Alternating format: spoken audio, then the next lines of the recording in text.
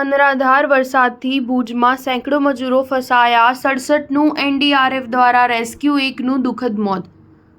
કચ્છમાં વરસતા ભારે વરસાદથી માંડવી તાલુકાના મોટા કાંડગરા પાસેના નીચાણવાળા વાડી વિસ્તારમાં પાણી ભરાઈ જતા અહીં બનેલી લેબર કોલોનીમાં રહેતા મજૂરોના જીવ જોખમમાં મુકાયા હતા.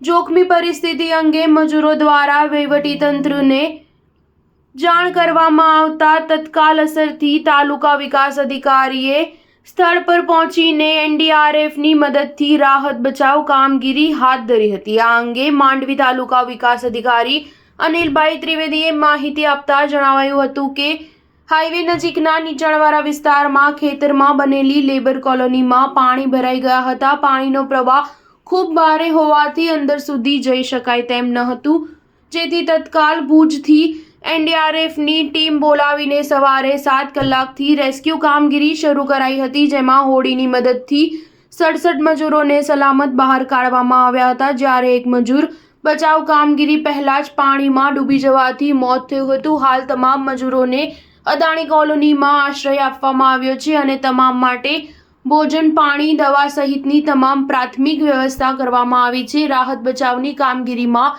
એનડીઆરએફની ટીમ સાથે પીએસઆઈ ચાવડા, વિસ્તરણ અધિકારી ભગીરથસિંહ ગોહિલ જોડાયા હતા. સ્ટાર ન્યૂઝ 7 હંમેશા સચ્ચાઈની સાથે.